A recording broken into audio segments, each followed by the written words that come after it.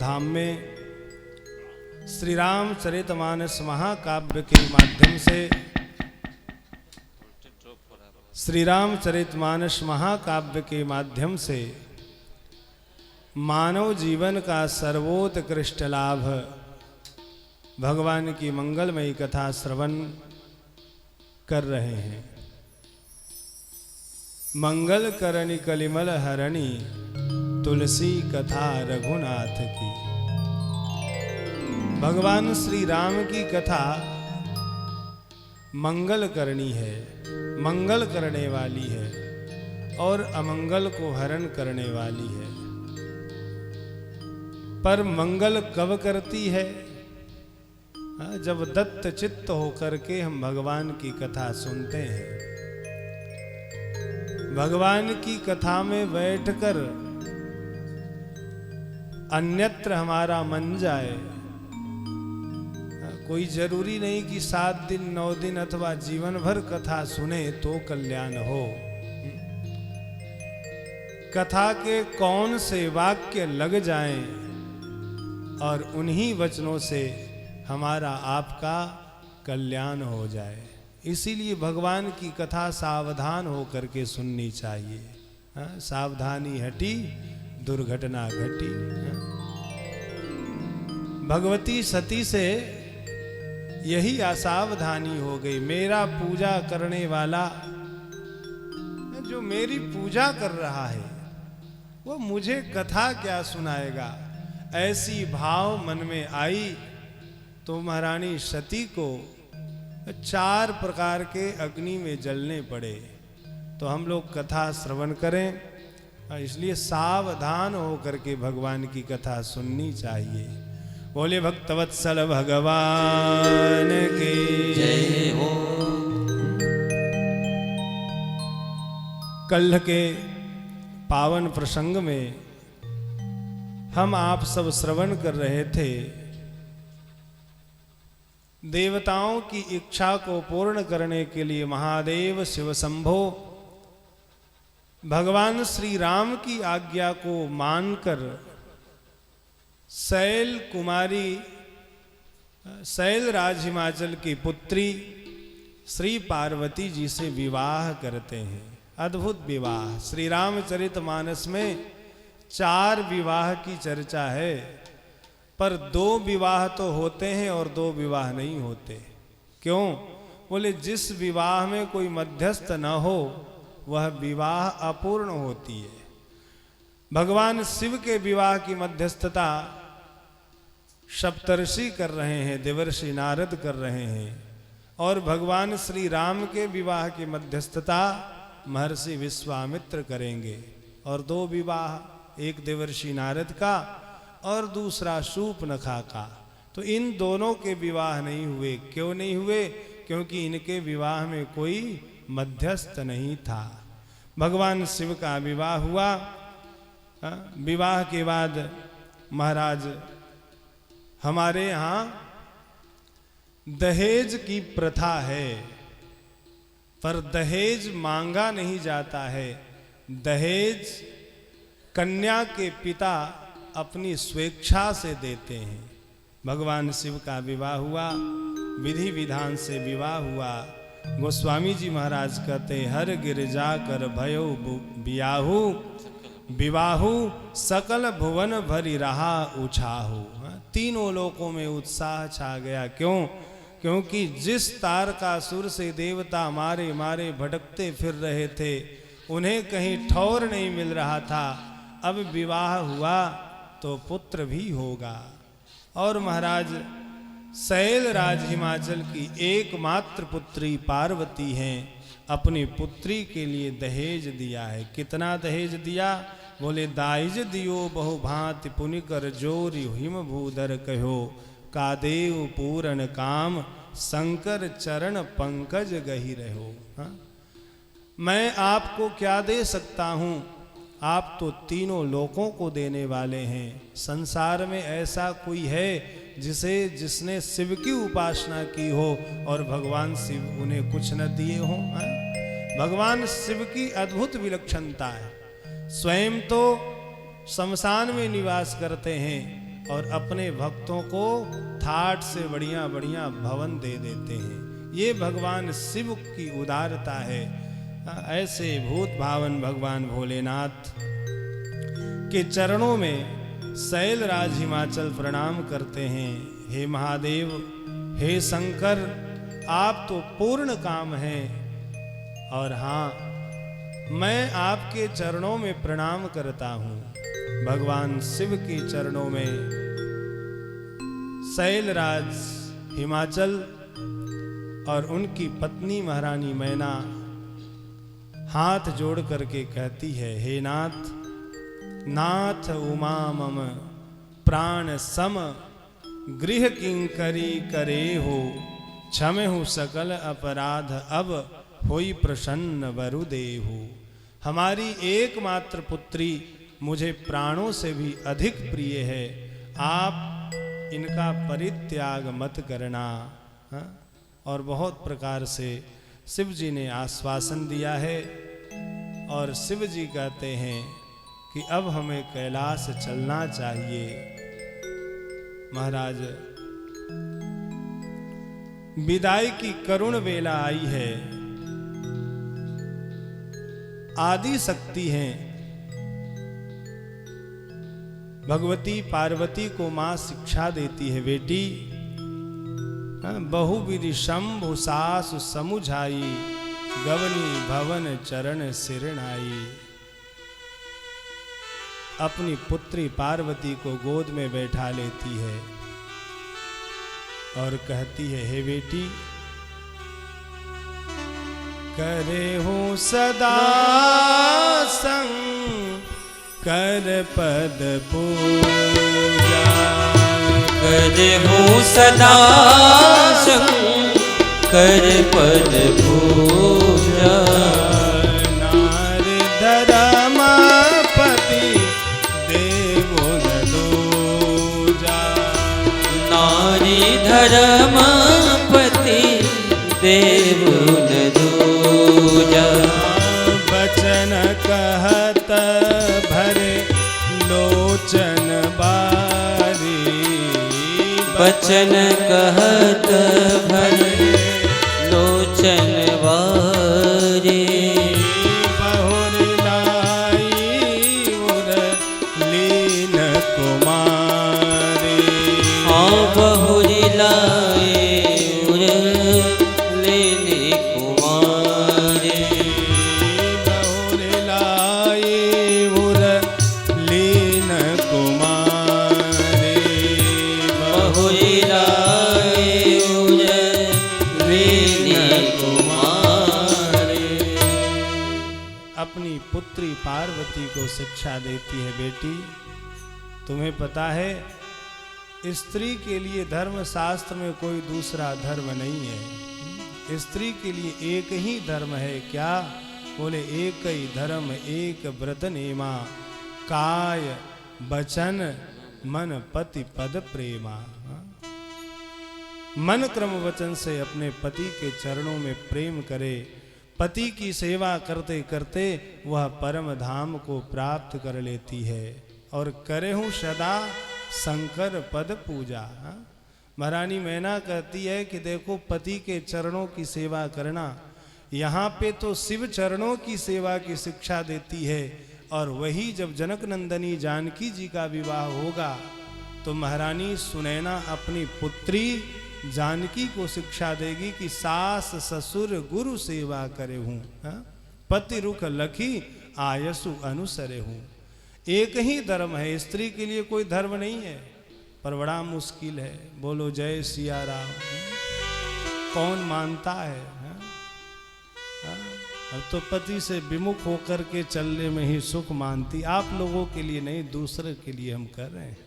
ये तो सब सत्संगी हैं। ये तो जो सत्संग श्रवण करते उनके लिए हमारी बात नहीं होती है, पर प्रसंग है तो कुछ कहना ही पड़ता है। बोले एक ही धर्म है। क्या?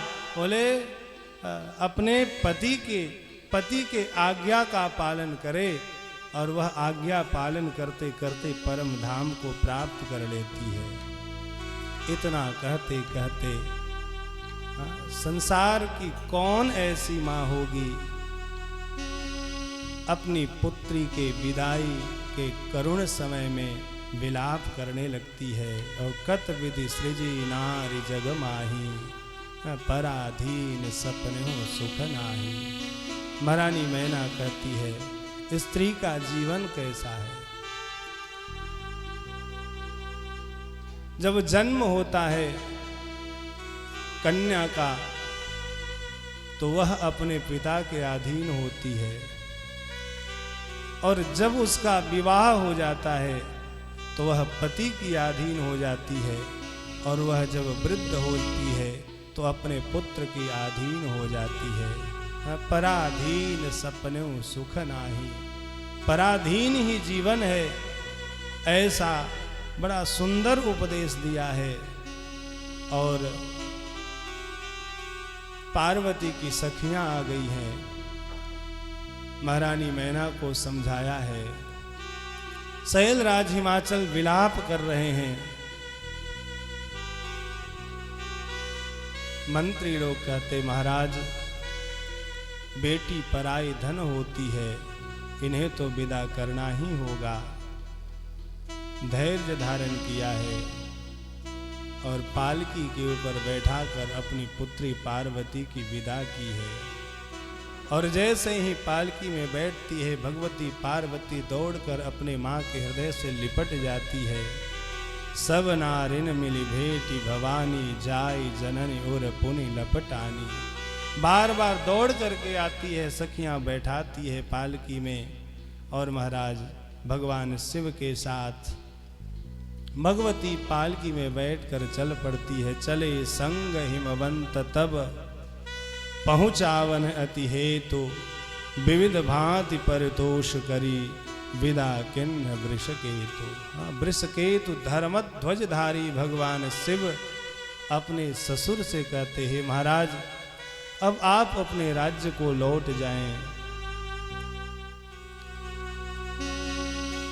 अपनी पुत्री को आशीर्वाद दिया है, भगवान शिव के चरणों में प्रणाम किया है, और महाराज शैलराज हिमाचल अपने नगर को लौट आए हैं और भगवान शिव कैलाश पे चले गए हैं। गोस्वामी जी महाराज कहते हैं कि जब ही शंभु कैलाश ही आए, सब सुर निज निज लोक सिधाए। ये देवता बड़े स्वार्थी होते हैं, ये सभी देवता अपने अपने लोक को चले गए। क्यों गए किसी ने पूछा तो देवता कहते देखो भाई हमारा प्रयोजन था भगवान शिव का विवाह कराने का, इनका विवाह हुआ, दूल्हा दुल्हन मिल गए, फीकी पड़ी बारात।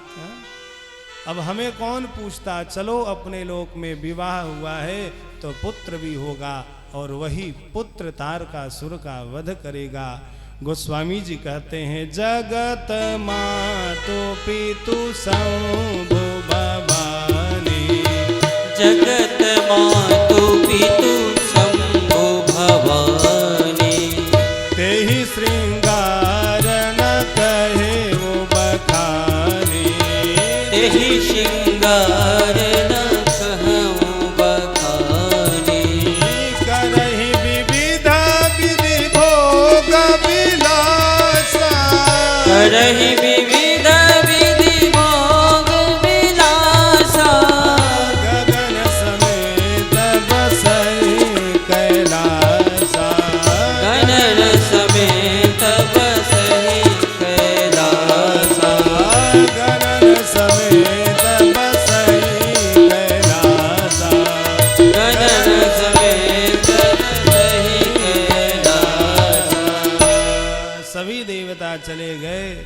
अब भगवान शिव के श्रृंगार का वर्णन कौन करे। गोस्वामी जी महाराज कहते हैं जगत मातु पितु शंभु भवानी, तेहि श्रृंगार न कहो बखानी। ये जगत के माता पिता हैं और किसी पुत्र को अधिकार नहीं है कि अपने माता पिता के श्रृंगार का वर्णन करे। भगवान शिव के श्रृंगार का वर्णन रघुवंश महाकाव्य में महाकवि कालिदास ने वर्णन किया कुमार संभव नामक ग्रंथ में।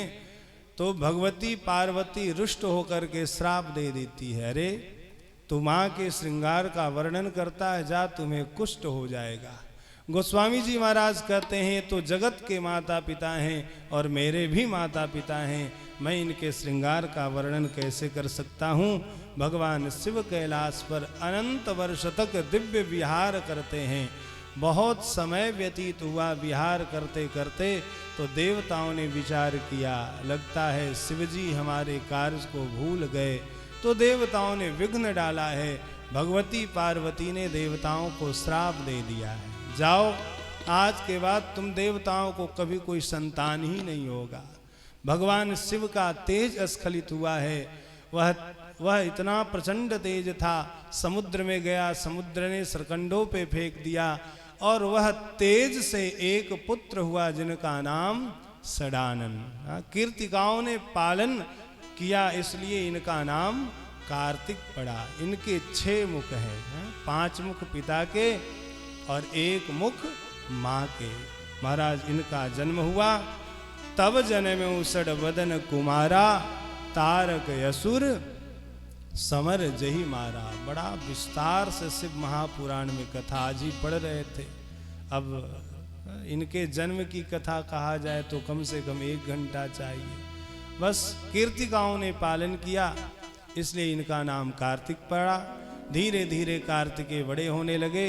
महाराज 6-7 वर्ष के कार्तिक हुए तो सभी देवता आ गए। देवताओं ने सेना नायक बनाया है और कहा है कि आप युद्ध में तारकासुर को युद्ध करने के लिए ललकारें। और महाराज इनकी अध्यक्षता में सभी देव सेना और सेनाओं के अध्यक्ष श्री कार्तिकेय तारकासुर को युद्ध में ललकारते हैं। महाराज छोटी सी अवस्था है। तारकासुर देवताओं के ललकार को सुन करके आया तो देखा देवताओं को और सेना का नेतृत्व करने वाला एक नन्हा सा बालक है। तो देख करके तारकासुर ठहाका मार करके हंसता है, अरे देवताओं तुम्हें शर्म नहीं आती? अरे कुछ तो शर्म किया करो। इस नन्हे से दूध मुहे बालक को हमसे युद्ध करने के लिए भेज दिया। और कहा मैं इसे जानता हूं, भगवान विष्णु भी थे। बोले तो महाछलिया है, ये महाकपटी है। और उसमें सारे भगवान विष्णु के कपट का उल्लेख किया है। तारकासुर कहता है महाराज इतना सुनना था। तारकासुर ने कहा, तारकासुर को ललकारते हैं स्वामी कार्तिकेय। बोले अरे वीरों की कोई आयु नहीं होती, मेरे हाथ में अस्त्र शस्त्र है तो वीर है। यदि तेरी माँ ने दूध पिलाया है तो मुझसे आकर के युद्ध कर। ऐसा ललकारा है। तो तारकासुर को क्रोध आया है और क्रोध में भर करके भयंकर युद्ध हुआ है। अनेक प्रकार के दिव्यास्त्रों से युद्ध हुआ है। और युद्ध करते करते गोस्वामी जी महाराज कहते हैं, तब जन्मे उसट वदन कुमारा, तब जन्मे उसट वदन कुमारा, तारक असुर समर जय मारा, तारक असुर समर जय मारा, तारक असुर समर जय मारा, तारक असुर समर जय मारा। युद्ध में ललकार करके और तारकासुर का वध किया है। बोलिए श्री कार्तिकेय भगवान की जय हो। गोस्वामी जी महाराज कहते हैं, जगजान खन मुख जन्म कर्म प्रताप पुरुषार्थ महा, तै हे तुम्हें वृषकेतु सुत कर चरित संक्षेप ही कहा। इस चरित्र को मैंने संक्षेप से कहा। और भगवान शिव के विवाह की फलश्रुति का वर्णन करते हुए भगवान शिव कहते हैं, यह उमा शंभु विवाह जे नर, नारी कहहि जगावही, कल्याण काज विवाह मंगल, सर्वदा सुख पावही। जो गौरी रमन भगवान शिव के विवाह की कथा को श्रवण करता है, सुनता है और गाता है, उसके जीवन में कल्याण काज विवाह मंगल। हमारे अवध के संत कहते हैं किसी कुमार किसी बालक का विवाह नहीं हो रहा हो, किसी की बालिका का विवाह नहीं हो रहा है, तो इधर उधर भटकने की जरूरत नहीं है। भगवान शिव के विवाह प्रकरण का यदि विधिवत पाठ कर ले तो फिर उसके जीवन में आनंद हो जाएगा और निठल्ला नहीं रहेगा भगवान शिव की कृपा से। पवन जी बोलो जय सिया राम, बोले श्री सीतारामचंद्र भगवान की, बोले कल्याण काज विवाह मंगल सर्वदा सुख पाव। वैसे वैसे नहीं महाराज, निठल्ला नहीं, बोले कि सुंदर सुशील कन्या की प्राप्ति, कोई कन्या प्राप्त करने के लिए यदि भगवान शिव के विवाह के इस प्रकरण को श्रवण करेगा और नहीं तो पाठ कर ले तो उसे सर्वगुण संपन्न स्त्री की प्राप्ति हो जाएगी। और कोई पुरुष कोई कन्या पाठ कर ले तो उसे उत्तम गुण वाला सुंदर पति प्राप्त हो जाएगा। गोस्वामी जी महाराज कहते चरित सिंधु गिरिजारमण वेदन पावहि पार, वरण तुलसीदास किमि अतिमति मंद गवार। चरित सिंधु गिरिजारमण, गिरिजारमण भगवान शिव के चरित्र का वेद भी पार नहीं पा सकते तो मतिमंद तुलसीदास क्या वर्णन कर सकता है। इस कथा को श्री याज्ञवल्क्य जी महाराज भरद्वाज जी को सुना रहे हैं। भरद्वाज जी महाराज कहते हैं अहो धन्य तब जन्म मुनीसा, अहो धन्य तब जन्म मुनीसा, तुम ही प्राण सम प्रिय गौरीसा, तुम ही प्राण सम प्रिय गौरीसा, शिव पद कमल जिनाई रतिनाई, शिव पद कमल जिनाई रतिनाई, राम ते सपने हो न सोहाए, राम ही ते सपने हो न सोहाए, राम ते सपने हो न सोहाए, राम ही ते सपने हो न सोहाए। अहो हे मुनीस, हे भरद्वाज जी, आपका जीवन धन्य है। मैंने देख लिया, मैं जान लिया, बिना विश्वनाथ के चरणों में प्रेम किए वह श्री राम भक्ति को प्राप्त नहीं कर सकता। गोस्वामी जी महाराज बार बार इस बात पे जोड़ देते हैं, क्या बोले बिनु छल विश्वनाथ पदने हो, राम भक्त कर लक्षण हो। यदि आपको हमको भगवान श्री हरि के चरणों में प्रीति चाहिए, अखंड भक्ति चाहिए तो शिवाराधन करना ही पड़ेगा। और कर भी रहे हैं। कर क्या रहे हैं? वैसे तो भगवान शिव की उपासना कहीं भी की जाए वह श्रेष्ठ होता है, लेकिन श्रेष्ठ से भी श्रेष्ठतम वहाँ होता है जहाँ शिव जी का निवास होता है। और इससे सुंदर रामस्येश्वरः, भगवान श्री राम के द्वारा प्रतिष्ठित और पूजित श्री रामेश्वरम धाम में बैठकर कोई शिवार्चन करता है, भगवान शिव का दर्शन करता है। देखो यहाँ दो चीज दर्शन करने योग्य है। वैसे तो बहुत से स्थान है, आप लोग गए होंगे। क्या नाम है? कोटि, धनुष कोटि, ये वही स्थान है। हम बहुत वर्ष पहले गए थे, भूल गए, पर आज कथा सुना तो याद आ गई। ये धनुष कोटि ये वही स्थान है। विनय न मानत जल्दी जड़, गए बीत दिन 3, बोले राम सकोप तब, है बिनु होई न प्रीत। आप अकारण किसी पे क्रोध मत करो। राम जी ने 3 दिन तक प्रार्थना किया, मुझे हे समुद्रदेव आप मेरे कुल गुरु हैं, आप मुझे मार्ग प्रदान करें। पर समुद्र ने मार्ग नहीं दिया।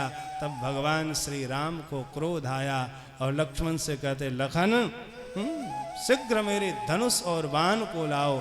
और इसी स्थान पर भगवान श्री राम ने क्रोध किया और समुद्र रत्न लेकर के प्रकट हो गए। एक तो धनुषकोटि में जाए, हाँ, यहीं पे विभीषण जी को आश्रय मिला। यह कोई सामान्य भूमि नहीं है। हाँ, रावण के भय से विभीषण की रक्षा कौन करता?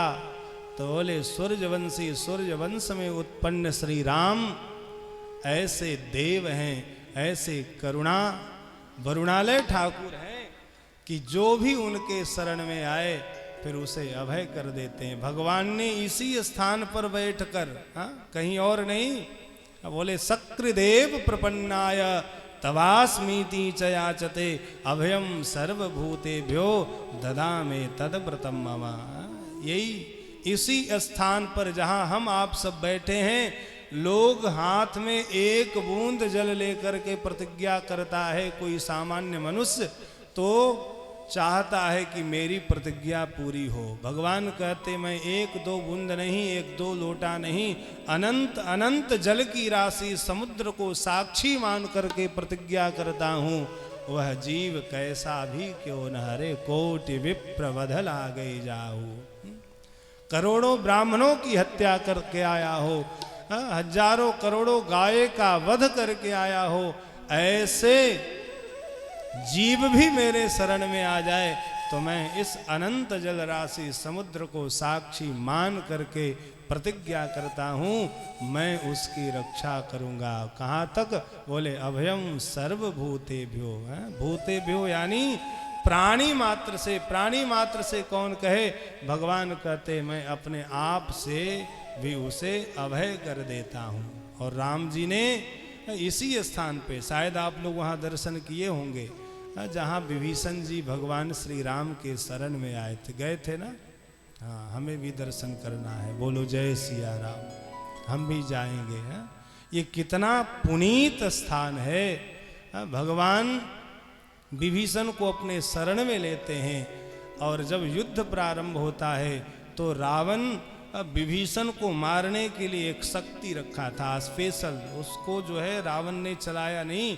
और जैसे ही रावण ने विभीषण को लंका की भूमि पर श्री राम के साथ देखता है तो वह सूल चला देता है, विभीषण की मृत्यु हो जाती।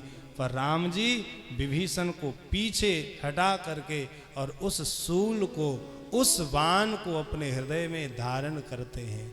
तो ऐसे पुनीत स्थान पर भगवान श्री राम के द्वारा स्थापित और पूजित जो रामेश्वरम है, यहाँ पर जो राम जी की उपासना करेगा, भगवान शिव की पूजा करेगा, उसके पुण्य का वर्णन कौन कर सकता है।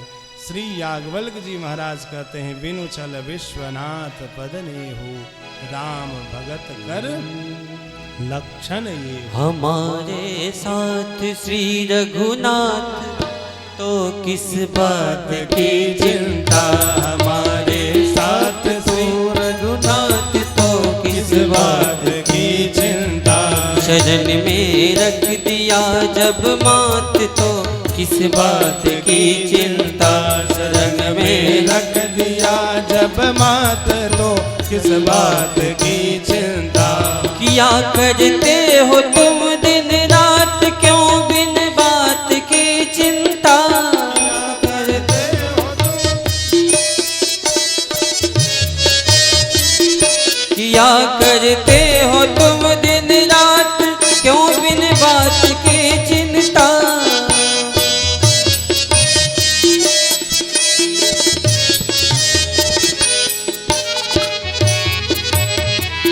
तेरे स्वामी को रहती है तेरी हर बात की चिंता।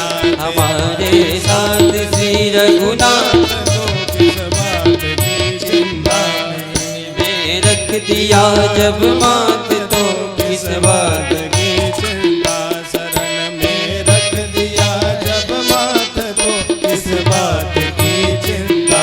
न खाने की न पीने की न मरने की न जीने की, न पीने की न मरने की न जीने की। न खाने की न पीने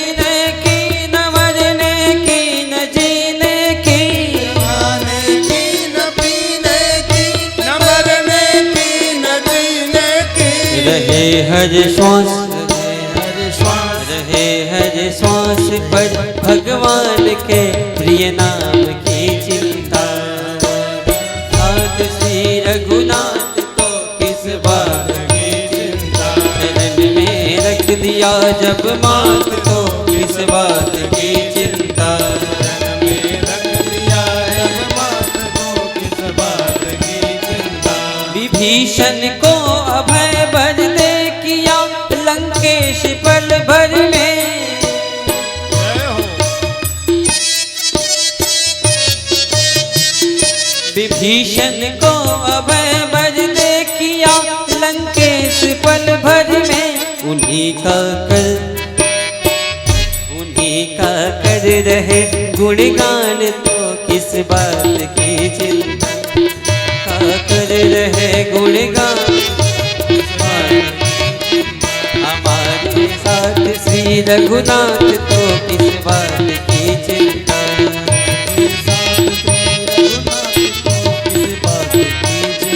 चरण में रख दिया जब मात तो किस बात की चिंता, चरण में रख दिया जब मात तो किस बात की चिंता। भगवान इसी भूमि पे विभीषण जी को दो चीज देते हैं, एक तो अभयता का वरदान और दूसरा भगवान यही भूमि पर बैठकर समुद्र का जल मंगवाते हैं और मंगवा करके क्या करते हैं तो लंका का राज्य तिलक कर देते हैं। जब विभीषण जी आए, रावण ने लंका विभीषण को लात मार करके भगाया, तो कहाँ जाऊं, विभीषण जी सबके पास गए, सबने एक ही सलाह दिया, तुम्हें कहीं जाने की जरूरत नहीं है, एक ही ऐसे स्वामी जगत में हैं जो सबसे अभय तुम्हें कर सकते हैं, वह श्री राम जी हैं। तो आए, प्रणाम किया, कुछ भी नहीं चढ़ाए, चढ़ाना तो चाहिए था, अरे कुछ नहीं था तो समुद्र का जल तो आपके पास था, एक चुल्लू समुद्र का जल भगवान के चरणों में डाल देते, पर भगवान के चरणों में एक चुल्लू जल भी नहीं चढ़ाए। और भगवान ने कहा, कहु लंकेश सहित परिवारा, और हे लक्ष्मण इस समुद्र का जल लाओ, मैं विभीषण को अभी यहीं से लंका का राज तिलक करता हूँ। तो भगवान शिव की उपासना कर ले, इस भूमि पे आ जाए तो उसे राम जी सब कुछ दे देते हैं। तो याज्ञवल्क्य जी महाराज कहते हैं, प्रथम ही मैं कही शिव चरित, बूझा मरम तुम्हार, सुचि सेवक तुम राम के, रहित समस्त विकार। हे भरद्वाज, आप श्री राम के भक्त हो, और अब मैं आपको एक कथा सुनाता हूँ। याज्ञ भरद्वाज जी ने पूछा था कि राम जी कौन हैं, तो उसी की चर्चा करते हुए याज्ञवल्क्य जी एक प्रसंग सुनाएंगे। भगवान शिव का विवाह हुआ, तारकासुर कार्तिकेय का जन्म हुआ, और आज भगवान शिव बड़े शांत मुद्रा में बैठे हुए हैं। तो अवसर जान करके भगवती पार्वती आती है। परम रम्य गिरिवर कैलासु, सदा जहाँ रह उमा निवासु, वह बड़ा सुंदर रमणीय स्थान कैलाश भगवान शिव सहज में बैठे। अच्छा देखो, हम बार बार चर्चा करते हैं, बैठना जब भी हो तो सहज में बैठना चाहिए, ऐसे नहीं बड़ा टेंशन है। टेंशन तो है, पर 3 घंटे टेंशन को अपनी तिजोरी में बंद कर दो। जैसे बहुमूल्य आभूषणों को घर में बंद करके आए होगे, आए होगे कि नहीं, कि हमारी तिजोरी से कोई हमारा वेश कीमती वो गोल्ड वाली अंगूठी न ले जाए, गले वाली चैन न ले जाए। उसी प्रकार जब हम कथा में बैठे तो टेंशन रहित हो करके बैठे। काहे का टेंशन, टेंशन को छोड़ करके तो यहाँ आए हैं, फिर कथा में बैठ करके टेंशन। भगवान शिव हमें शिक्षा देते हैं कैसे बैठे। तो महाराज बड़े बड़े बिल्कुल परम रम्य गिरिवर कैलासु सदा जहाँ रह उमा निवासु, और बड़े प्रसन्न मन से बैठे हैं, हमेशा प्रसन्न बैठो। कैसे बैठो? तो बार बार हम एक बात को कहते हैं, आप लोग कहते हैं ना कि मन वश में नहीं होता, होगा कैसे? बोले मन को वश में करने का साधन क्या है? बोले जितासनो जितश्वासो जित संगो जितेंद्रिय। पहले प्रसन्न हो करके ऐसे सीधे एक आसन से कम 3 घंटे तो बैठो, और 3 घंटे बैठा न जाए तो थोड़ा दायां बायां पैर कर लो, तो फिर आपका मन आपके पास हो जाएगा। भगवान शिव बैठे हैं, बोले सहज बैठे हैं। मरा 3 प्रकार की शीतल मंद सुगंधित हवा चल रही है। उसी समय भगवान शिव उस वट वृक्ष के नीचे जाते हैं और निज कर डास नाग रिपुछाला, बैठे सहज ही शंभु कृपाला। बार बार कहते हैं, फिर भी लोग भूल जाते हैं। कथा में बैठो, पूजा पाठ करने के लिए बैठो, तो जैसे अपने लगेज में 30 सूट लाए हो, एक छोटा सा ऊन का आसन भी रख लेना था। मान लो सूटकेस में तो होगा, पर कथा में लाना भूल गए। आसन की बड़ी महिमा है। ठीक है, यहाँ पे फैसिलिटी है, बिछा हुआ है कालीन, गद्दे रखे हुए हैं, लेकिन उन गद्दे के ऊपर अपना आसन बिछा करके बैठो। भगवान शिव क्या करते? कैलाश पे आसन की कमी नहीं थी, वहाँ भी गलीचे वगैरह बिछे होंगे। देवाधिदेव हैं, कोई देवता भगवान शिव की सेवा कर जाते होंगे, आसन लगा होगा। फिर भी जब कुछ कहना हो, कुछ सुनना हो और कुछ पढ़ना हो अथवा कुछ नियम करना हो, तो आसन की आवश्यकता अनिवार्य है। बार बार हम कहते हैं, कुशासनेत भवेदायु मोक्ष स्याद व्याघ्र चर्वणि। कुश के आसन पर बैठो तो आयु की प्राप्ति होती है। मोक्ष की कामना हो तो व्याघ्र चर्म, कुशासनेत भवेदायु मोक्ष स्याद व्याघ्र चर्वणि। और अजीने सर्व सिद्धि स्यात्, यदि सिद्धि प्राप्त करनी हो तो मृग चर्म। और यह सब न हो तो सबसे उत्तम क्या है? कंबले सिद्धिरुत्तमा, ऊनी आसन छोटा सा। भाई 30 सूट में वजन नहीं बढ़ा तो एक आसन में कितना वजन बढ़ जाएगा? बहुत ज़्यादा तो 200 ग्राम और बढ़ जाएगा। तो कथा में बैठो, देखो जो यजमानी बनी है आसन बिछाइए, बोलो जय सिया राम। तो अपने आसन पर बैठे, आसन की बड़ी महिमा है। और किस आसन पर बैठने से क्या होता है यह भी जान लेना चाहिए। बोले कैसे? बोले कि बोले यदि पत्थर के आसन पर बैठो, काष्ठ के आसन पर बैठो और अलग अलग प्रकार के आसन पर बैठो, तो उसमें लिखा है काष्ठे व्यर्थ परिश्रम। काष्ठ के आसन पर बैठ के खूब राम राम राम राम राम करो, जय हनुमान ज्ञान गुण सागर करो, तो वो व्यर्थ ही होगा। और वस्त्रासने सुदारिद्रम, वस्त्र यानी सूती वस्त्र, वस्त्रासने सुदारिद्रम धरण्याम शोक संभव। और बिना आसन विछाए पृथ्वी के ऊपर बैठ गए तो शोक होगा। और बोले महाराज पाषाण के ऊपर बैठ जाओ तो व्याधि, और काष्ठ के आसन पर बैठ करके कितना भी राम राम करो तो बोले काष्ठे व्यर्थ परिश्रम, केवल श्रम ही हाथ में आएगा। खैर बोलो जय सिया राम। हमारा काम है, चौकीदार हैं हम, चौकीदार है, आप लोगों ने बैठाया है तो हम सुना देते हैं, मानो न मानो आपकी मर्जी। बोलो जय सिया राम। शंकर जी निज कर डास नाग रिपुछाला, और बैठे सहज ही शंभु कृपाला। बड़ा सुंदर भगवान शिव का स्वरूप है। जटा मुकुट सुर सरित सिर, लोचन नलिन विशाल, नीलकंठ लावण्य निधि, सोहबाल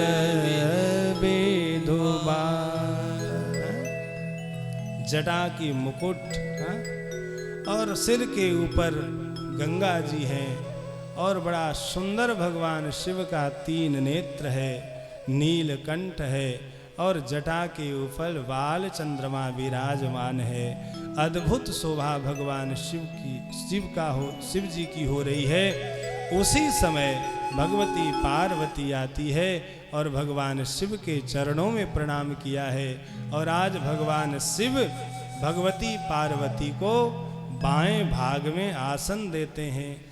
पार्वती भलय अवसर जाने, पार्वती भलय अवसर जाने, गई शंभु पहि मातु भवानी, गई शंभु पहि मातु भवानी, जानि प्रियाया दरयत कीना, जानि प्रियाया दरयत कीना, वाम भागया सरहर दीना, वाम भागया सनहर दीना, जानि प्रियाया दरयत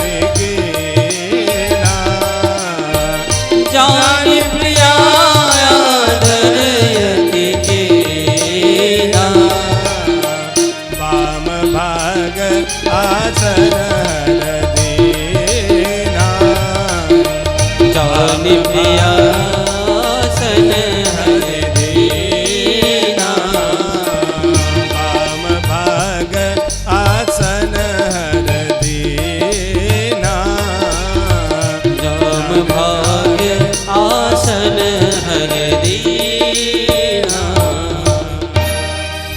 जब देखो ये चौपाइयों के रहस्य को समझना चाहिए। जो निठल्ले निगोड़े होते हैं ना, जो बात बात पर अपनी भार्या से लड़ते हैं, इन कथाओं को सुनकर कुछ सीखना चाहिए है? भगवान शिव भी भगवती को आदर देते। इसमें लिखा हुआ है जान प्रिया आदर अति किन्हा। कितना प्रेम करते हैं भगवान शिव। कोई जरूरी नहीं कि आपकी पत्नी ही आपसे प्रेम करे, आप भी प्रेम करो। हाँ, अब ये नहीं कि जैसे हम कहीं से आए तो वही हमारे लिए पानी लेकर के आए। कभी कभी आप भी ऐसा कर सकते हैं। श्रीमती जी शॉपिंग करके आए तो आप भी हाथ में जल लेकर के उनका स्वागत कर सकते हो। बोलो जय सिया राम। जय श्री है मुच्छड़ भगत। हाँ बोलो जय सिया राम। हाँ बोले बाम भाग आसर हर दिन्हा। हाँ भगवान शिव अपनी भार्या पार्वती का कितना सम्मान करते हैं। बोले आओ देवी, और आसन दिया। हाँ ऐसा नहीं था देवी उधर बैठ जाए, नहीं वहाँ बैठ जाए, ऐसा नहीं कहते। बड़े प्रेम से जान प्रिया आदर अति किन्हा। बाम भाग। और केवल शिवजी ही अपनी पत्नी को आदर नहीं देते। प्रिया चढ़ाई चढ़े रघुराई। राम जी भी जब वन में जाते हैं और जब निषाद राज श्रृंगवेरपुर में नाव के ऊपर बैठते हैं तो केवट नौका लाता है, तो राम जी नहीं कि धड़ से अपना लगेज लिया, चढ़ गए, श्रीमती की छूट गई। ऐसा नहीं, पहले विमान में बैठना हो, ट्रेन में बैठना हो, बस में बैठना हो, अथवा नौका में बैठना हो, तो भी पहले अपनी प्रिया को बैठाओ। राम जी भी पहले जानकी जी को नौका में बैठाते हैं, आदर देते हैं। और आदर नहीं देते तो फिर क्या होता है? इसकी भी कथा सुना दो। किष्किंधा कांड में है ना, राम जी कहते अरे बाली नारी सिखावन करसिन काना। अरे दुष्ट बाली, तुम्हारी पत्नी तारा ने तुम्हें बताया था सुनो पति जी नहीं मिले सुग्रीवा, ते दो बंधु तेज बल शिवा। हे पतिदेव सुनो।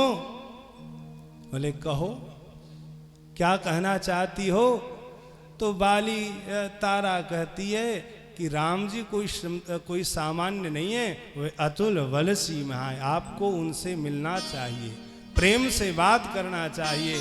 तो बाली ने अपनी पत्नी तारा के वाक्य का अवहेलना करता है, तो उसका परिणाम क्या हुआ?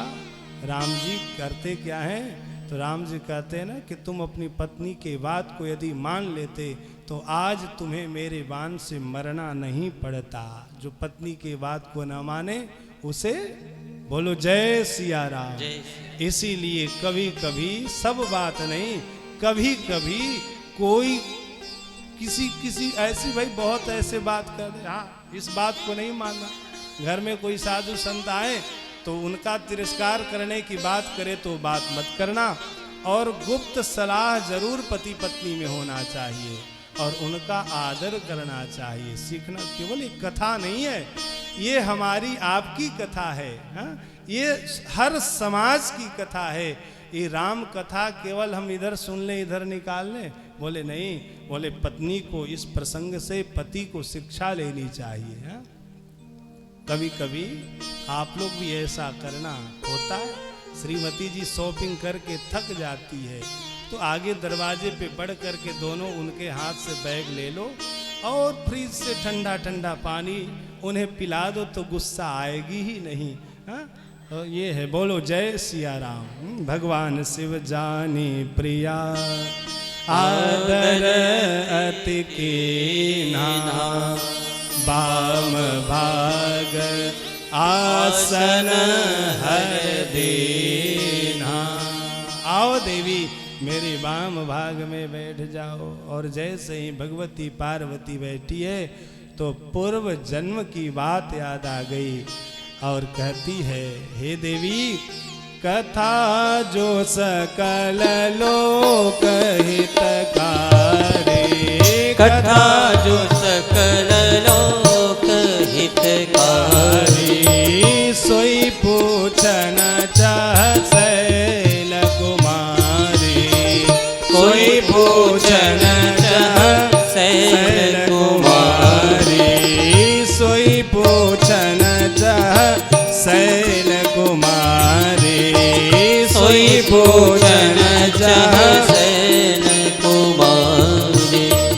विश्वनाथ ममनाथ पुरारी, विश्वनाथ ममनाथ पुरारी, विश्वनाथ ममनाथ पुरारी, विश्वनाथ ममनाथ पुरारी, त्रिभुवन महिमा विदित तुम्हारे, त्रिभुवन महिमा विदित तुम्हारे, त्रिभुवन महिमा विदित तुम्हारे, त्रिभुवन महिमा विदित तुम्हारे।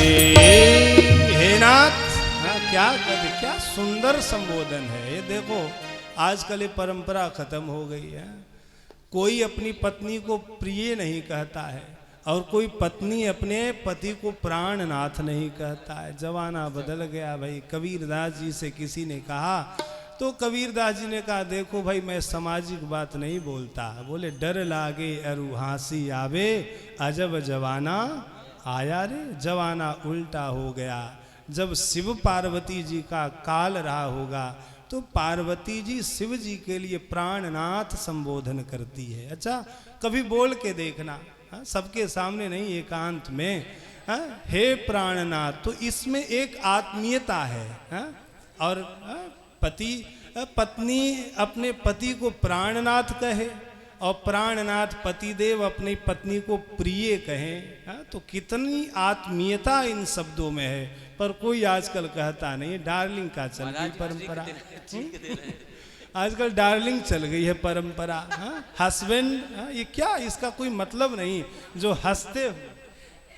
हाँ देख लो भाई, अब ट्रेनिंग लिया है परमेश्वर जी। बोलो जय Siya Ram. My dear darling, ये सब शब्द चल रहे हैं तो ऐसा नहीं होना चाहिए। पवन जी कह रहे हैं, हमारे आचार्य हैं भाई, हाँ? भगवान शिव कहते हैं, भगवती पार्वती कहती है, हाँ? क्या सुंदर संबोधन है। हे प्राणनाथ, हे विश्वनाथ, विश्वनाथ मम नाथ पुरारी, त्रिभुवन महिमा विदित तुम्हारी। प्रणाम किया है और प्रणाम करके कहती है मैं आपसे कुछ पूछना चाहती हूँ, पर हाँ पहले जैसा आप मुझ में मोह नहीं है। क्या पूछना चाहती हो? तो भगवती पार्वती भगवान शिव से 14 प्रश्न करती है कि राम कवन प्रभु पूछो, राम जी कौन हैं, हमें राम जी के बारे में बतलाएं। और भगवती पार्वती ने 14 प्रश्न किया है कि हे देवाधिदेव, हे महादेव, आप मुझे श्री राम के बारे में बतलाएं। वह 14 प्रश्न क्या है? बोले प्रथम सुकारण कहूँ विचारी, निर्गुण ब्रह्म सगुण बपुधारी। पुनि प्रभु कहु राम अवतारा, बाल चरित पुनि कहूँ उदारा। कहूँ जथा जानकी विवाही, राज तजासो दूषण काही। अब प्रथम प्रश्न पार्वती का है, पूछना चाहिए। ये भी बात समझने की है, निर्गुण और सगुण क्या है। क्या जरूरत आन पड़ी जो निर्गुण निराकार पर ब्रह्म परमात्मा है उसे सगुण साकार बनना पड़ा। बोले प्रथम सो कारण कहूँ विचारी, निर्गुण ब्रह्म सगुण बपुधारी। पुनि प्रभु कहु बाल अवतारा, बाल चरित पुनि कहूँ उदारा। इस प्रकार से कहूँ जथा जानकी विवाही, राज तजासो दूषण काही। और राज बैठ किन्ह से बहुलीला, सकल कहु शंकर सुखशीला।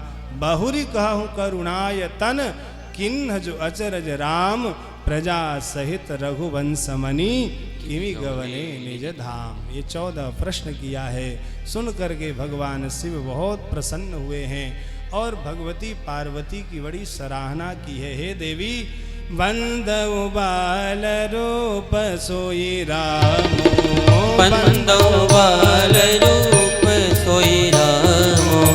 सब सिद्धि सुलभ जपत जिसु नामो, सब सिद्धि सुलभ जपत जिसु नामो।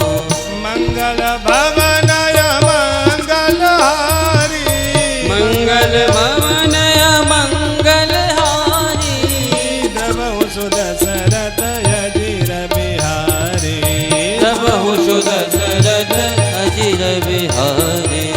द्रवहु सुदशरथ अजिर बिहारी, द्रवहु सुदशरथ अजिर बिहारी।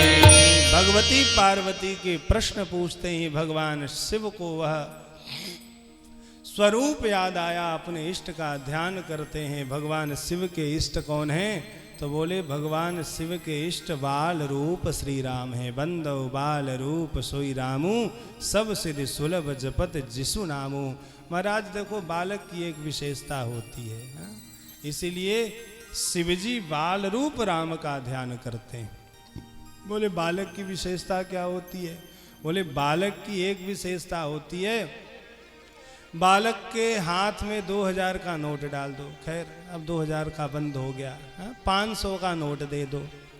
और बालक को 500 का नोट कोई दे दे और कोई बुद्धिमान व्यक्ति आए और उसे कहे कि इधर आ, ये ले टाफी, तो वो एक रुपए की टाफी दिखा करके उससे 500 का नोट अपने जेब में रख सकता है। बोले ये बालक की विशेषता है। वैसे हमारे श्री राम तो उदार शिरोमणि है, पर राम जी का जो बाल स्वरूप है वह बड़ा ही उदार है। तो अपने उदार भगवान श्री राम के बाल स्वरूप का शिव जी ध्यान करते हैं और ध्यान करके भगवती पार्वती की प्रशंसा करते हुए कहते हैं, धन्य धन्य गिरिराज कुमारी, तुम समान नहीं को उपकारी।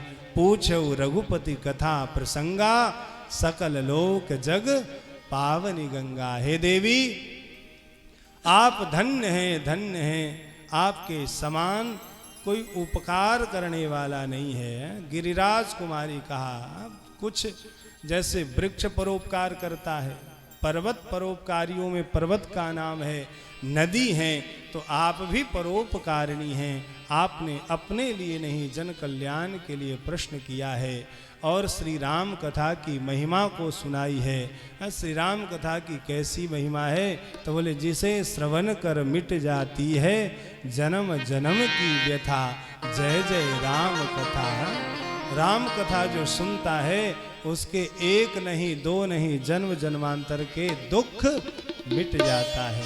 आओ हम सब भी राम कथा की महिमा का श्रवण करते हैं। जिसे श्रवण करे मिट जाती है, जिसे श्रवण करे मिट जाती 100 जन्म जन्म की व्यथा, जय जय राम कथा, जय श्री राम कथा, जय जय राम कथा, जय श्री राम कथा, जय जय राम कथा, जय श्री राम कथा, हो जय जय राम कथा, जय श्री राम कथा। जिसे श्रवण कर मिट जाती है, श्रवण कर मिट जाती है, जिसे श्रवण कर मिट जाती 100 जन्म जन्म की व्यथा, जय जय राम कथा, जय श्री राम कथा, हो जय जय राम कथा, जय श्री राम कथा।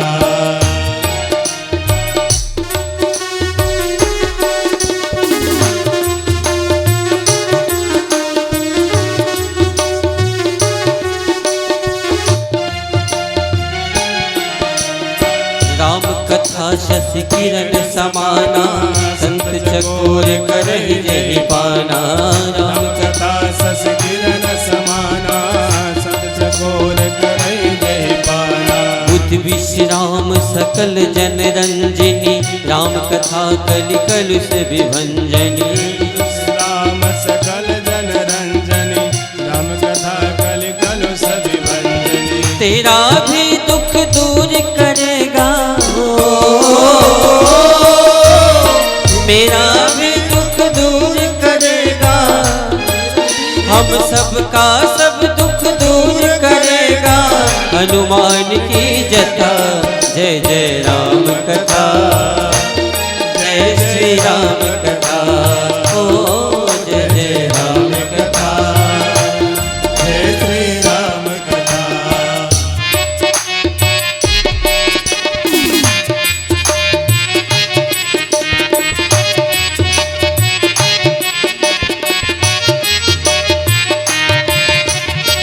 राम कथा कलि बिटप कुठारी, सादर सुनो गिरिराज कुमारी।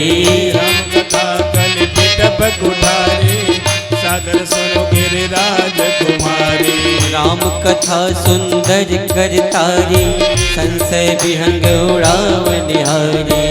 राम कथा कलि बिटप कुठारी, सादर सुनो गिरिराज कुमारी। तेरा भी संशय भागेगा, तेरा भी संशय भागेगा, तेरा भी संशय भागेगा। माँ पार्वती की जटा, जय जय राम कथा, जय श्री राम कथा, ओ जय जय राम कथा, जय श्री राम कथा।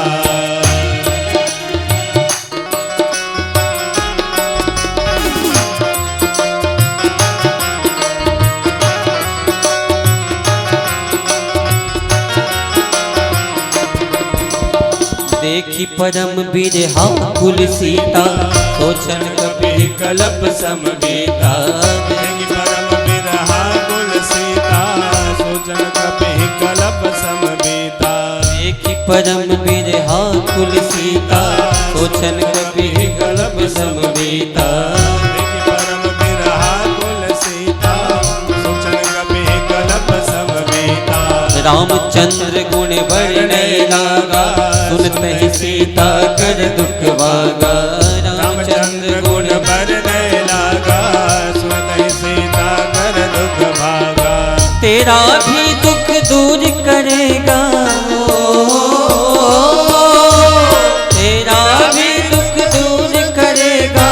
माँ सीता कर जटा, जय जय राम कथा, जय श्री राम कथा, ओ जय जय राम कथा, जय श्री राम कथा, ओ जय जय राम कथा, जय श्री राम कथा, ओ जय जय राम कथा, जय श्री राम कथा। जिसे श्रवण कर मिट जाती है, जिसे श्रवण कर मिट जाती है, जिसे श्रवण कर मिट जाती है, सौ जन्म जन्म की व्यथा।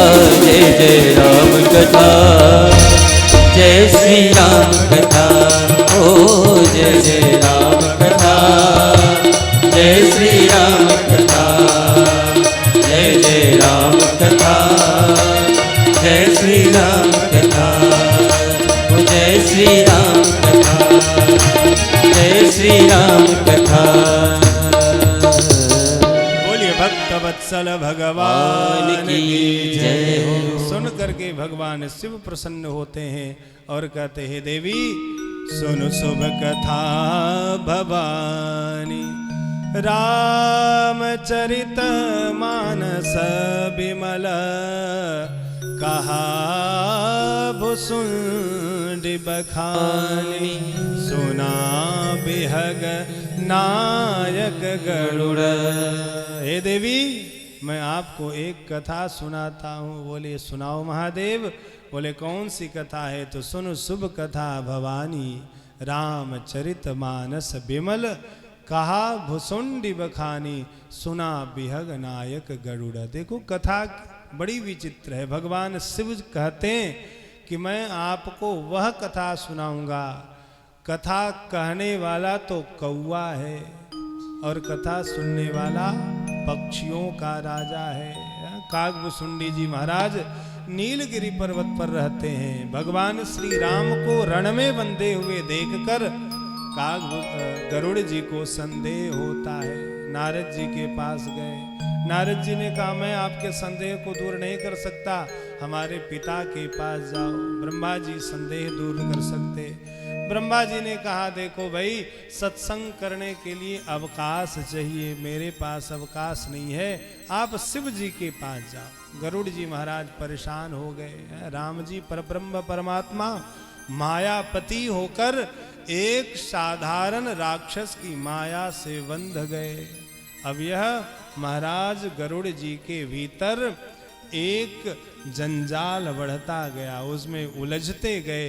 अब इस उलझन से हमें बाहर कौन निकाले? ब्रह्मा जी ने कहा शिव जी के पास जाओ। गरुड़ जी उड़ान भरते हैं और शिव जी के पास जाते हैं। बीच में ही गरुड़ जी मिल गए। कागभुसुंडी जी ने गरुड़ जी ने प्रणाम किया भगवान शिव के चरणों में और कहा महादेव एक जिज्ञासा है। भगवान शिव कहते हैं जिज्ञासा? गरुड़ तुम तो बड़े बुद्धिमान हो। गरुड़ महाज्ञानी गुण राशि, हरि सेवक अति निकट निवासी। गरुड़ जी कितने बड़े ज्ञानी हैं। जब गरुड़ जी महाराज आकाश में उड़ते हैं तो उनके पंख से साम वेद की ध्वनि होती है। इतने बड़े ज्ञानी गरुड़ भगवान शिव से मार्ग में पूछते हैं। बोले पूछने की भी एक पद्धति है, कैसे पूछा जाए? तो गीता में भगवान श्री कृष्ण कहते हैं कि तद विद्धि प्रणिपातेन परिप्रश्नेन सिद्धया। किसी से कोई बात पूछनी हो तो ये नहीं रास्ते चलते पूछ लो। भगवान शिव ने विचार किया है तो यह ज्ञानी पर पूछने का तरीका पता नहीं है। भगवान शिव ने भी टाल दिया और कहा देखो जब बहुकाल करिए सत्संगा तब ही होई सब संशय भंगा। आपको बहुत काल सत्संग करना पड़ेगा। तो महाराज चलो, हम भी खा लिए आप भी खा लिए, आप वक्ता बन जाना हम श्रोता बन जाएंगे। शिव जी ने विचार किया। शिव जी विचार करते हैं और सोचने लगते देखो है तो यह पक्षी, और पक्षी को मनुष्य की भाषा समझने में कुछ कठिनाई हो सकती है, पर पक्षी पक्षी की भाषा को आसानी से समझ सकता है।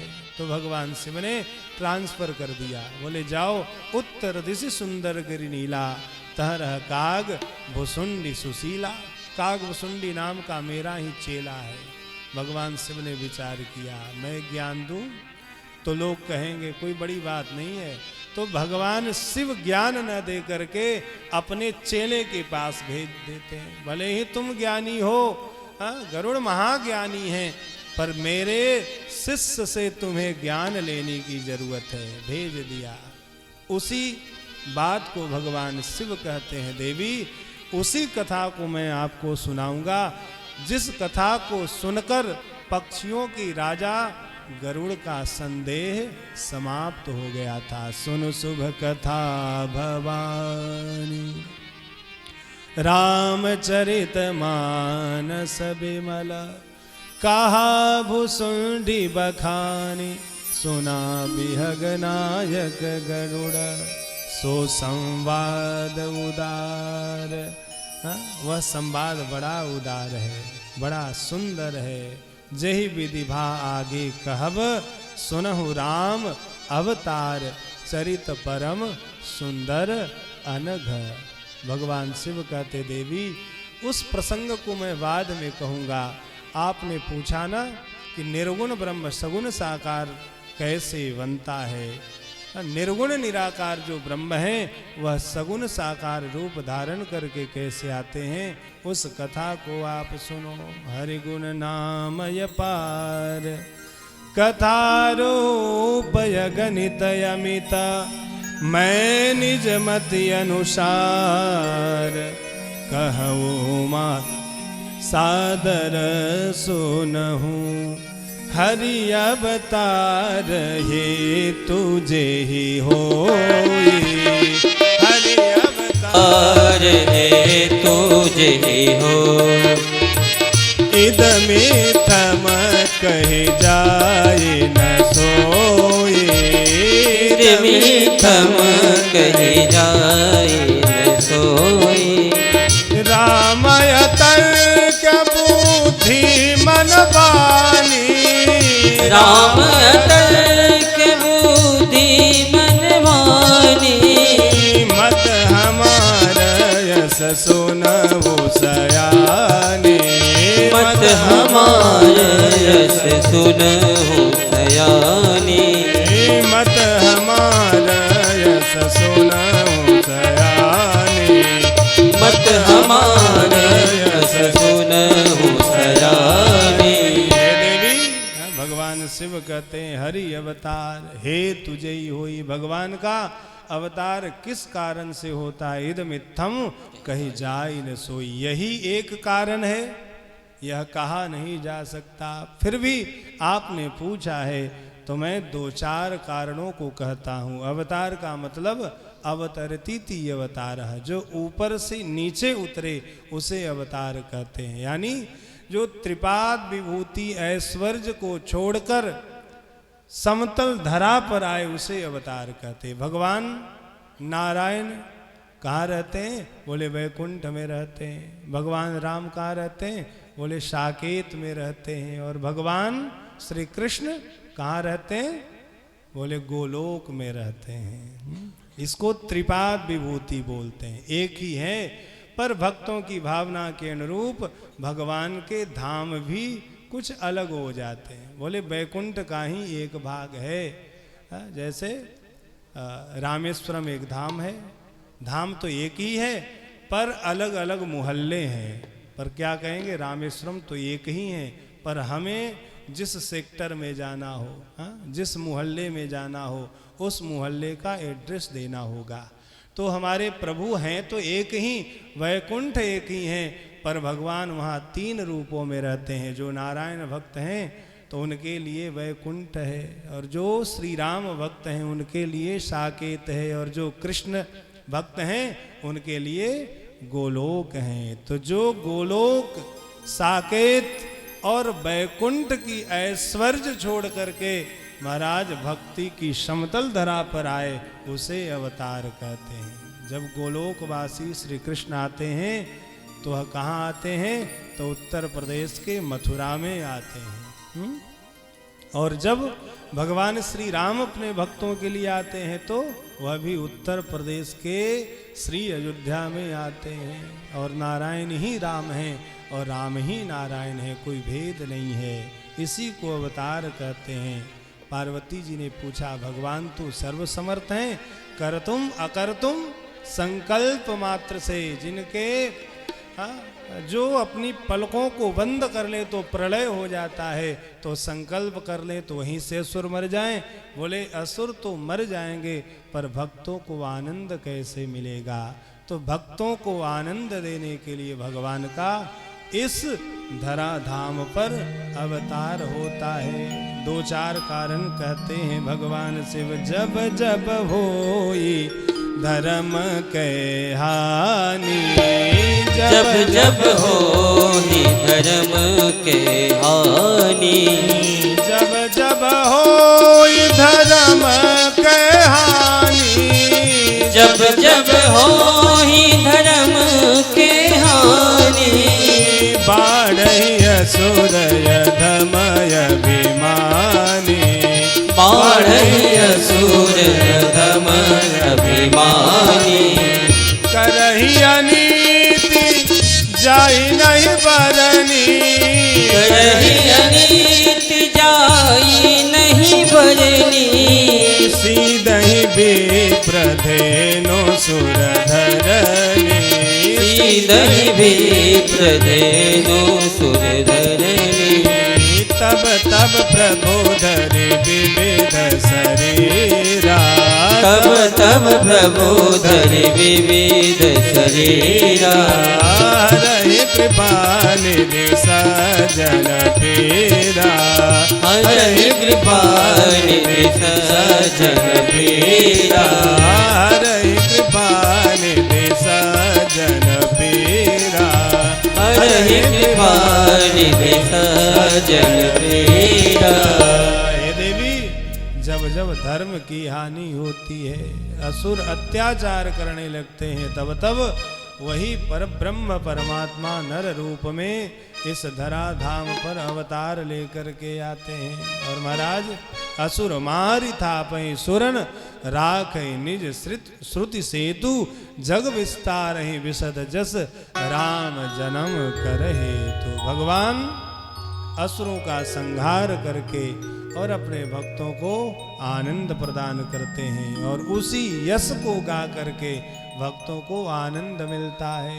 एक ही बात को अलग अलग पुराणों में अलग अलग प्रकार से कहा गया है। श्री राम चरितमानस में गोस्वामी जी महाराज गीता, भागवत, अनेक शास्त्र पुराण के वाक्यों को एक ही शब्द में कह देते हैं। गीता में भगवान कहते यदा यदा हि धर्मस्य ग्लानिर्भवति भारत, अभ्युत्थानं धर्मस्य तदात्मानं सृजाम्यहम्, पवित्राणाय साधूनां विनाशाय विनाशाय दुष्कृतां, धर्म संस्थापनार्थाय संभवामि जुगे जुगे। भगवान प्रत्येक युग में अवतार धारण करते हैं।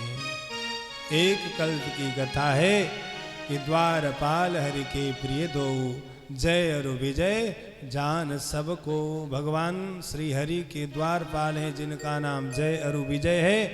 महाराज, जय विजय को सनकादिकों ने श्राप दिया, जाओ तुम राक्षस हो जाओ। तो अपने पार्षद के कल्याण के लिए, ऋषि वचनों को सत्य करने के लिए भगवान नर रूप में अवतार धारण करते हैं। 3 जन्म होने का सनकादिकों ने श्राप दिया। महाराज, 3 जन्म, एक जन्म में यही जय विजय हिरण्याक्ष हिरण्यकश्यप बनते हैं। तो भगवान नरसिंह और वाराह रूप से इनका संहार करते हैं। यही दूसरे जन्म में रावण और कुंभकर्ण बनते हैं। तो भगवान श्री राम के रूप में अवतार लेकर के इन दोनों का उद्धार करते हैं। और यही जय विजय द्वापर में महाराज शिशुपाल और दंतवक्र के रूप में आते हैं, जिनका उद्धार श्री कृष्ण करते हैं। ये 3 जन्म द्विज वचन प्रवाना, मुकुतन भय हते भगवाना। महाराज, 3 जन्म तक इन जय विजय के लिए भगवान अवतार धारण करते हैं। गोस्वामी जी महाराज कहते हैं सनकादिकों ने श्राप दिया। सनक सनंदन सनातन सनत कुमार श्री हरि वैकुंठाधिपति महाराज श्री हरि का दर्शन करने के लिए वैकुंठ जाते हैं। अब ये तो देखत बालक बहुकालीना, ये तो पूर्वजों के पूर्वज हैं। 5 वर्ष की अवस्था है और महाराज दिगंबर रहते हैं। चल दिया श्री हरि के दर्शनों के लिए। तो द्वारपाल जय विजय कहते हैं देखो यह तो ठीक नहीं है, वैकुंठ में जाने की एक मर्यादा है। बाबा जी आप दिगंबर, शरीर पे कोई वस्त्र नहीं, नंग धड़ंग वैकुंठ जा रहे हो, आप इस अवस्था में वैकुंठ नहीं जा सकते। बोले क्यों नहीं जा सकता भाई? बोले बालक अपने माता पिता से कभी भी मिल सकता है। मैं तो उन सर्वेश्वर श्री हरि का बालक हूँ, मैं उनका भक्त हूँ और मैं 5 वर्ष का ही हूँ। और 5 वर्ष के बालक के लिए वस्त्र का कोई विधान नहीं है। पहन ले तो भी ठीक और ना पहन ले तो भी ठीक। चल पड़े। द्वारपालों ने रोका तो सनकादिकों को क्रोध आया है और महाराज श्राप दे डाला, जाओ तुम राक्षस बन जाओ। भगवान श्री हरि आते हैं और सनकादिकों को दर्शन दिया है। जय विजय भगवान के चरणों में सनकादिक के चरणों में प्रणाम करते हैं। कहा जाओ राक्षस तो तुम बनोगे पर तुम्हारे उद्धार के लिए स्वयं वैकुंठाधिपति अवतार लेकर के आएंगे।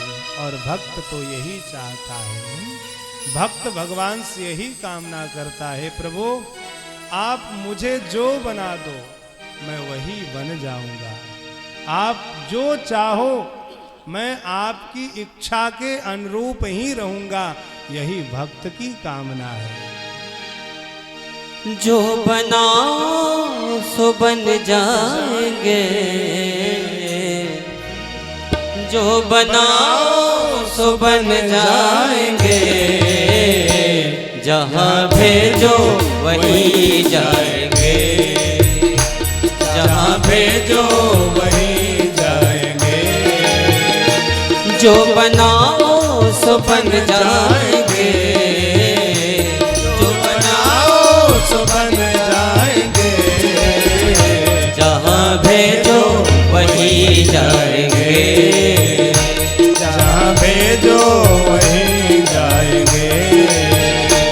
किसी देश में रहे, किसी भेष में रहे, किसी देश में रहे, किसी भेष में रहे, किसी देश में रहे, किसी भेष में रहे, किसी देश में रहे, किसी भेष में रहे, पर तुम्हारे ही कहलाएंगे, पर तुम्हारे ही कहलाएंगे। जहाँ भेजो वहीं जाएंगे, जहाँ भेजो वहीं जाएंगे।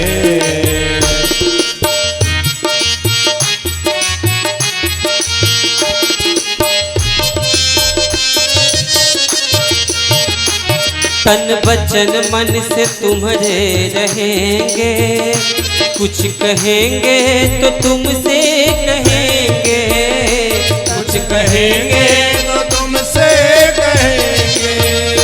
जो सहालो खुशी से सहेंगे, प्रेम सरिता में तुम्हारे बहेंगे, प्रेम सरिता में तुम्हारे बहेंगे।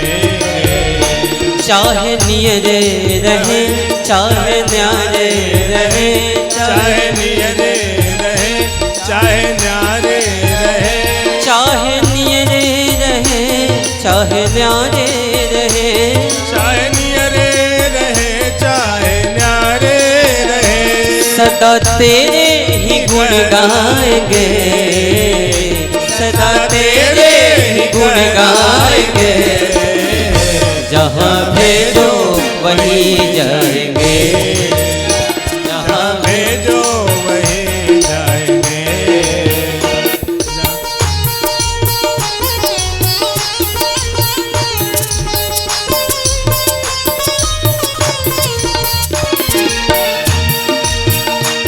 मेरी डोरी प्रभु तेरे कर में, चाहे जंगल में रख लो या घर में, चाहे जंगल में रख दो या घर में, चाहे जंगल में रख दो या घर में, हो ठिकाने पे अथवा डगर में, रखना बस नाथ अपनी नजर में, रखना बस नाथ अपनी नजर में। नाम तेरा सुमर तुमको ही याद कर, नाम तेरा सुमर, नाम तेरा सुमर तुमको ही याद कर,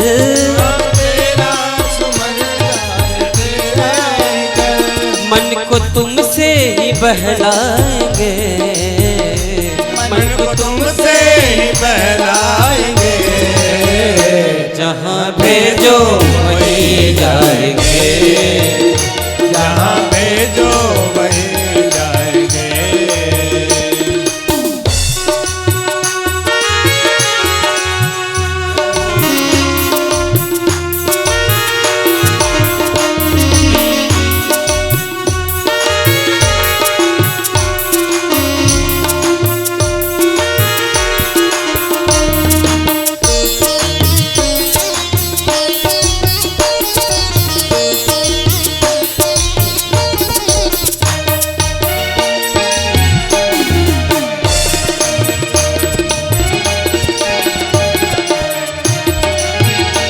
कोई अर्जी न कोई उलहना, तेरी रुचि में मगन हो के रहना, में मगन हो के रहना, मगन हो के रहना, तेरा निर्दिष्ट ही पंथ गहना, कुछ भी अपनी तरफ से न कहना, कुछ भी अपनी तरफ से न कहना, हो लागे तुमको सही हम करेंगे वही, लागे तुमको कहे हम करेंगे वही, हो लगे तुमको सही हम करेंगे वही, लगे तुमको सही हम करेंगे वही, मन को जिससे तेरे भाएंगे, जहाँ भेजो वहीं जाएंगे, जहाँ भेजो वहीं जाएंगे, जो बनाओ तो बन जाएंगे, जो बनाओ तो बन जाएंगे, जहाँ भेजो वहीं जाएंगे, जहाँ भेजो वहीं जाएंगे, जहाँ भेजो वहीं जाएंगे, जहाँ भेजो वहीं जाएंगे, जहाँ भेजो वहीं जाएंगे, जहाँ भेजो वहीं जाएंगे। बोलिए भक्तवत्सल भगवान की जय हो। सनकादिकों ने श्राप दिया है, भगवान की इच्छा को समझ करके महाराज श्राप को स्वीकार किया और इनके उद्धार के लिए भगवान इस धराधाम पर आते हैं और 3 जन्म तक ये असुर रहते हैं, भगवान इनका उद्धार करते हैं। एक कल्प में जलंधर की पत्नी वृंदा ने श्राप दिया है। गोस्वामी जी कहते हैं, एक कल्प सुर देख दुखारे, समर जलंधर छन सब हारे। महाराज इसकी पत्नी थी वृंदा, इसके सतित्व के बल को पा करके और यह तीनों लोकों को जीत लिया। इंद्र आदि देवता मारे मारे भटकते फिर रहे थे। महाराज एक बार तो इसने शिव जी को ही युद्ध के लिए ललकार दिया और भगवान शिव और जलंधर का भयंकर युद्ध होता है, पर भगवान शिव भी इसे मारने में सक्षम नहीं हुए। तब भगवती पार्वती भगवान विष्णु के पास जाती है। एक बार देवर्षि नारद घूमते हुए जलंधर के पास जाते हैं और कहा, नारायण हरि। जलंधर ने स्वागत किया, आओ देवर्षि आओ। कैसे आना हुआ? अब तो देवर्षि नारद का काम ही यही है, ये तो हमेशा जन कल्याण में संलग्न रहने वाले हैं। नारद जी ने कहा, देखो मैं तीनों लोकों में घूमता हूँ, पर तुम्हारे जैसा वैभव किसी के पास नहीं है, पर एक चीज का अभाव तुम्हारे पास है। बोले महाराज क्या? बोले मैं अभी अभी कैलाश से आ रहा हूँ। बोले अच्छा। बोले कैलाश में क्या है? तो बोले कैलाश में भगवान शिव रहते हैं, उनकी भार्या भगवती पार्वती जैसी सुंदरता तीनों लोकों में नहीं। बोले अच्छा मैं चलता हूँ। भगवान शिव कहीं गए थे, जलंधर शिव जी का वेश धारण करके महाराज माया के द्वारा वैसा ही बैल बना दिया और स्वयं शिव बन करके कैलाश पर जाता है और भगवती पार्वती को स्पर्श करना चाहता है। उसी समय वह उसका असुर रूप प्रकट हो जाता है। भगवती पार्वती अंतर्धान हो जाती है और वैकुंठाधिपति भगवान श्री हरि के पास जाती है और कहती है, हे हरि, इस जलंधर ने मेरे साथ छल किया है, मेरे सतीत्व को नष्ट करना चाहता था, इसलिए आप भी इसके साथ छल करें। बोले मेरे पति शिव जलंधर से युद्ध कर रहे हैं पर वह मर नहीं रहा। क्यों नहीं मर रहा? क्योंकि इसकी पत्नी वृंदा परम सती है। परम सती असुराधिपरारी तही बल ताहिन जितई पुरारी। भगवान शिव युद्ध करते करते थक गए पर यह जलंधर मरता नहीं। क्यों नहीं मरता? बोले स्त्री के बल का दुरुपयोग करता, सतीत्व के प्रभाव से भगवान शिव मारते नहीं। तब भगवान श्री हरि वैकुंठ छल करिटार्यो तासुव्रत प्रभु सुर कारज किन्ह जब ते जाने उमर मतव श्राप दोप करे दे। जब वृंदा को पता लगा विष्णु ने मेरे साथ छल किया है तो हाथ में जल लिया और जल लेकर के कहा, रे निष्ठुर, अरे पाषाण, तूने मेरे साथ छल किया है इसलिए मैं तुम्हें श्राप देती हूं, तू पत्थर बन जा। और वृंदा के श्राप से वही भगवान श्री हरि पाषाण के रूप में प्रकट हो गए, शालिग्राम के रूप में प्रकट हो गए। एक कारण यह था, जलंधर का वध करने के लिए भगवान श्री हरि अवतार लेकर के इस धरा धाम पर आते हैं। अब एक कल्प की कथा भगवान शिव भगवती पार्वती को सुनाते हुए कहते हैं, नारद श्राप दिन एक बार, नारद श्राप दिन एक बार, कल्प एक तेहि लगी अवतारा, कल्प एक तेहि लगी अवतारा, नारद श्राप दिन एक बारा। ओ गिरिजा चकित भई सुनि मानी, नारद विष्णु भगत मुनि ज्ञानी, कारण कवन श्राप मुनि दीना, कारण कवन श्राप मुनि दीना, काय अपराध रमापति कीन्हा, काय अपराध रमापति कीन्हा, काय अपराध रमापति कीन्हा। भगवान शिव कहते हैं, देवी सावधान हो जाओ। एक बार देवर्षि नारद ने श्राप दिया, इतना सुनना था। गोस्वामी जी महाराज कहते हैं, कारण कवन श्राप मुनि दिन्ना। अब तो देवर्षि नारद पार्वती के गुरु हैं और शास्त्र वचन है कि गुरुदेव में दोष नहीं देखना चाहिए। कारण क्या महादेव? देवर्षि नारद तो ज्ञानी है और ज्ञानी को क्रोध नहीं होता, पर हमें लगता है का अपराध रमापति किन्ना, जो रमापति हैं, लक्ष्मीपति हैं, हमें लगता है उन्होंने ही कोई ऐसी गलती की होगी जिसके कारण हमारे गुरु को श्राप देना पड़ा। गिरजा चकित भई सुनी बानी, बोले नारद विष्णु भगत मुनि ज्ञानी। एक तो विष्णु भक्त नारद हैं और दूसरे ज्ञानी है। ज्ञानी को क्रोध नहीं होता। आपने कथा सुनी होगी, महाराज जनक याज्ञवल्क्य जी के यहाँ सत्संग करते हैं, उपनिषदों में कथा है।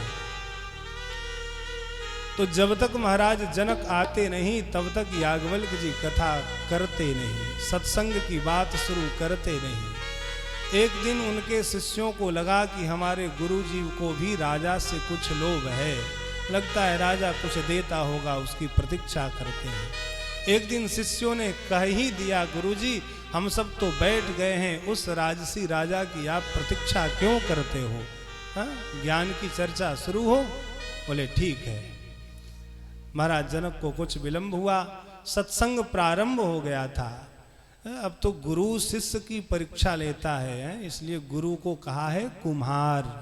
कुम्हार जब मिट्टी के घड़े को बनाता है तो ठोकता है, और जब उसके ठोकने से जब मटका ठीक हो जाता है तो बाजार में उसकी अच्छी कीमत मिलती है। अब तो महाराज जनक आए, सत्संग चल रहा था, दौड़ करके सेवक आए, कहा महाराज नगर में आग लग गई है। महाराज जनक ने कहा जाओ बुझा दो। फिर से बैठ गए। फिर दूसरा सेवक दौड़ा दौड़ा आया, महाराज आग की लपट इतनी प्रचंड है कि वह महल तक आग लग गई है, आप जल्दी से चलें, कुछ उपाय करें। बोले कोई बात नहीं, भगवान की जैसी इच्छा, बैठे रहे, पर उठ करके गए नहीं। कुछ दिन बाद सत्संग चल रहा था। महाराज ऋषियों की झोपड़ी में आग लग गई। ऋषि कुमार छोटे छोटे बालक आए और महर्षि के चरणों में प्रणाम करके कहते हैं महाराज कुटिया में आग लग गई है। अच्छा आग लग गई है, इस बात को सुनते ही महर्षि याज्ञवल्क्य के जितने भी शिष्य थे वह सत्संग ज्ञान चर्चा छोड़कर उठ करके दौड़ पड़े और सोचा कुछ भी तो हो, लोटा लंगोटा कुछ भी हो, पाठ करने का ग्रंथ, हम उसे जलते हुए अग्नि से बचा लेंगे। महाराज चर्चा शुरू हुई। सभी ज्ञानी ऋषि उठ करके झोपड़ी से अपनी सामग्री बचाने के लिए दौड़ पड़े। महाराज जनक वहीं बैठे रहे। सभी शिष्य आए तो महाराज श्री याज्ञवल्क्य जी कहते हैं अपने शिष्यों से, देखो तुम में और इनमें यही अंतर है। तुम्हारी कुटिया में जलने के लिए क्या था? एक साधारण सा वस्त्र और एकाध कोई ऐसे कुछ वस्तु हो। तुम उस छोटे से तुच्छ कीमत वाले वस्त्र को बचाने के लिए ज्ञान छोड़ करके दौड़ पड़े।